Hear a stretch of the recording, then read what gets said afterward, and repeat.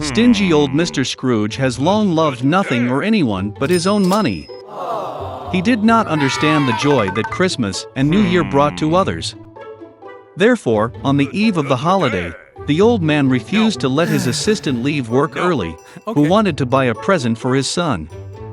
Mr. Scrooge even turned down his nephew's invitation to celebrate Christmas with his family, and also refused to donate money to help children in need. The old man closed his office late in the evening and went home. And then, in his bedroom, strange things began to happen. A wind blew from somewhere, thunder rumbled, and suddenly the ghost of his companion, who had died last Christmas, appeared in front of him. Mr. Scrooge was very scared and did not understand what was happening. The spirit said that after death he was punished for not doing good and not helping people during his lifetime. He did not want the old man to suffer the same fate. So he warned Scrooge that 3 other ghosts would soon visit him. After these words, the spirit disappeared. The old man pretended that nothing had happened. But soon, the ghost of a child appeared before him. Mr. Scrooge was stunned because it was the spirit of his past years. The ghost, with the help of magic, transferred them to the past. The old man saw himself as a little boy in the town where he was born and raised. He was decorating the Christmas tree, and he had a lot of fun. Then Mr. Scrooge saw himself in his youth, the day when, full of delight and hope, he proposed to his beloved. After that, the old man saw himself matured. His wife was crying, and he could not understand why she decided to part with him. The fact is that Scrooge no longer paid attention to her, but only thought about money. The old man could not look at such himself from the side, and asked the ghost to return him back. The spirit eventually disappeared, but another ghost appeared in its place. He carried Scrooge to his assistant's home on Christmas Eve. The whole family was sitting at a poor table. The old man was sure that they all hated him, but he became convinced that this was not so. The aide offered a toast to Mr. Scrooge's health, and his wife very willingly joined the toast. And then the old man noticed that the son of his assistant was sick. Scrooge felt sorry for the child and ashamed of his behavior. Then the ghost took the old man to the house of his nephew. His whole family was happy about the holiday.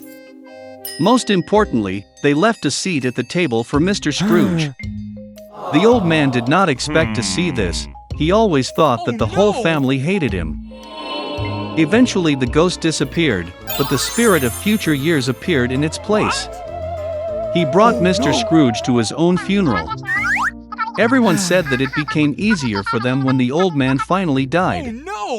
Only then did he realize that in his entire life he had not brought good to anyone. Then Scrooge saw his helper carrying flowers to his son's grave. The old man could no longer look at it, and asked the ghost to bring him back.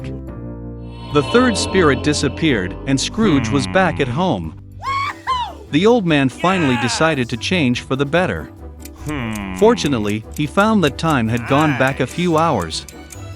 Mr. Scrooge decided not to waste a minute. He still had time to change everything. The old man was sincerely happy about the approaching Christmas. He sent the most expensive and fattest turkey to his assistant's house. Scrooge then sent a gift to the helper's son, and donated a huge amount of money to charity. After that, the old man went to celebrate Christmas with his nephew, where the whole family welcomed him. The next day, when Scrooge's assistant came to work, he raised his salary. For his son, the old man became a godfather. Mr. Scrooge gave the boy the best possible treatment, and he continued to enjoy a healthy life. Since then, the stingy old man has become the kindest and most generous person in the city, and has earned universal love and respect. One day, all the animals on the farm were left without food. Then one little red hen decided to go to the field and look for something to eat. It was sad to walk alone, so the hen went to the cow and invited her to walk together. But the cow did not want to go anywhere, and therefore said that she was very hot and she would stay on the farm. Then the chicken went to the pig, but she did not want to leave her cool puddle. So, the chicken decided to ask the dog for help, but he wished to stay in his booth. Finally, the chicken went to the duck. After a short thought, she also refused to leave the pond. Nobody wanted to go with the chicken, so she had to look for food alone. So, a chicken walked across the field and found several grains of wheat. Joyful, she returned to the farm and decided to plant the seed she found. The chicken thought that friends could help her. She showed the grains to the cow and offered to plant them together. But the cow was still very hot. Then the hen approached the pig, but she refused to help. So, the chicken turned to the dog, but he did not want to leave the booth. The last hen asked for help from the duck, but she decided to stay in her favorite pond. And the chicken had to plant the seeds alone. Weeks passed, the rains began, and the seeds sprouted. It would be worth weeding them. Then the chicken asked her friends who could help her. The cow said it was raining today. The pig did not want to move. The dog was afraid to get dirty, and the duck complained about its health. And again the chicken had to do everything herself. The little red hen weeded the bed alone. After a while, the wheat grew and it was time to harvest. Then the chicken invited her friends to collect wheat together. But the cow was very busy. The pig did not want to get out of its puddle. The dog hid in his booth, and the duck did not listen to the chicken at all. So the little red hen worked until nightfall. She was harvesting wheat ear by ear. Finally, it was time to turn the grains into flour. The chicken again went to ask for help from her friends. Then the cow said that it was time for her to give milk, and refused to leave the barn. The pig didn't want to help either. The dog said that he did not know how to make flour, and the duck was very busy swimming in the pond. The little chicken chopped the wheat herself and turned it into flour. Finally, it's time to bake delicious bread. The chicken turned to her friends for help. But the cow had no time for work. The pig is too tired to help.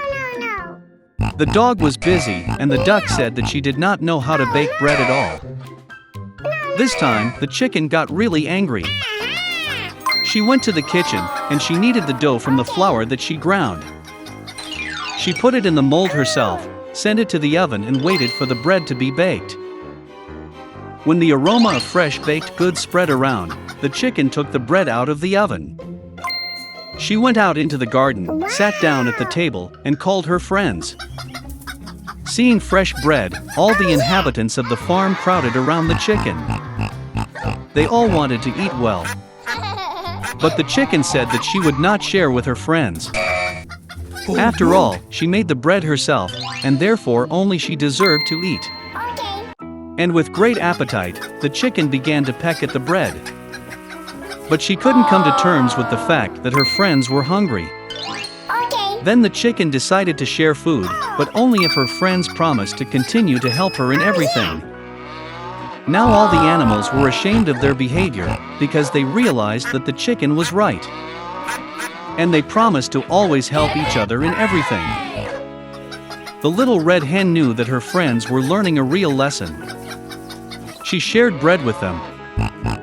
The friends ate together, became well-fed and contented. They lived on their farm for a long time and always helped each other.